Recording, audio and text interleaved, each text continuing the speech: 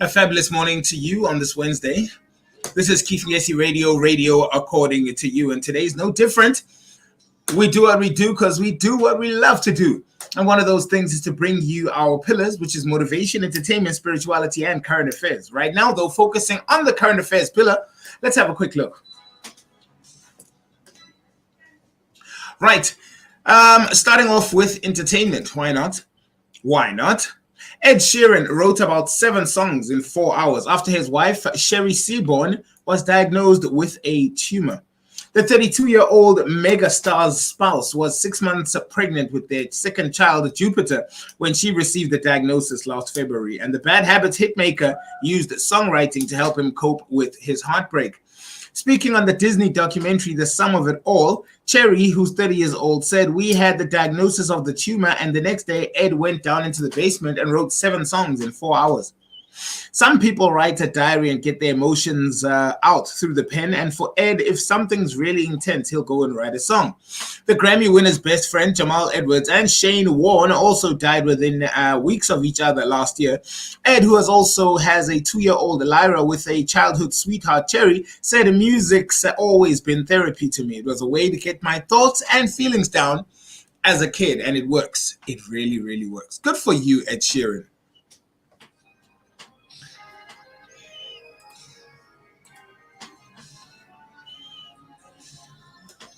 A woman who is used to the good life will have to tighten her belt after she told the court she needed her estranged husband to contribute 45,000 Rand a month to her monthly expenses, which she estimated should be about 136,818 Rand, 67 cents.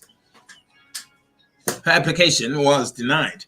She told the Gauteng High Court, Johannesburg, that while she earned 134,621 Rand a month working for an international company after tax, pension, and medical aid contributions, she only took home a measly 81,647 Rand 37 cents.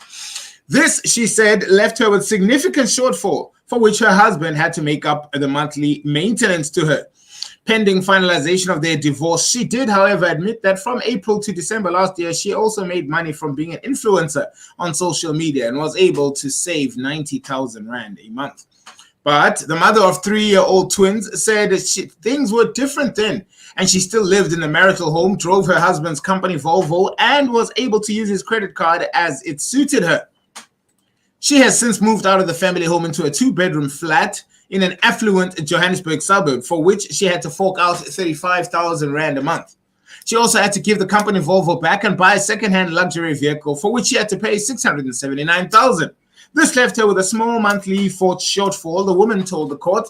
The husband, on the other hand, was paying 20,000 Rand a month towards the twins, who divided their time between the parents. He also paid all the other expenses, including more than 15,800 Rand a month in school fees. Apart from this, he is happily paid for the nanny and the wife's 2 housekeepers, totaling 27,000 Rand a month, but he drew the line at paying the wife's monthly maintenance, and he said she was more than able to financially take care of herself. In June last year, her husband instituted divorce proceedings.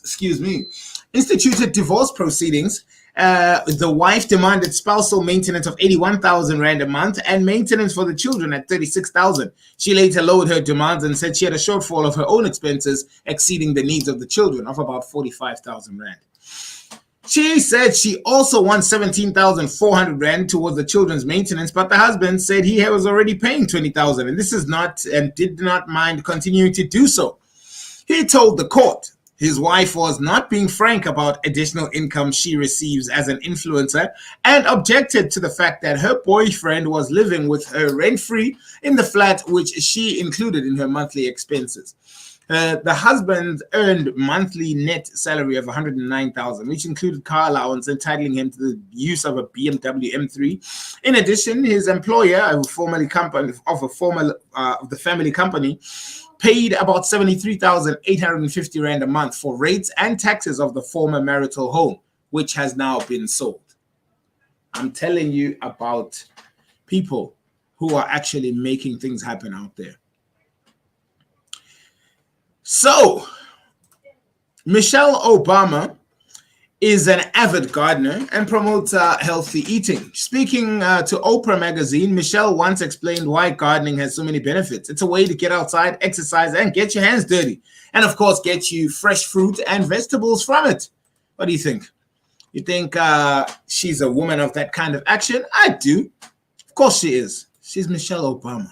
The most beautiful Michelle Obama, of course, and the one who just inspires through action, inspires through not just things that she says, but also the way that she conducts herself. And it's great to see her flourishing. I'll tell you more about her gardening stories in a bit.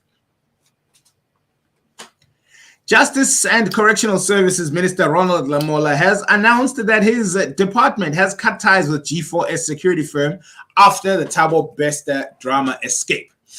Now, Lamola told Parliament that he has served notice to G4S on Tuesday to leave the Mangaung Correctional Center in 3 months. He said the notice of 90 days for G4S would allow his officials to take full control of the prison.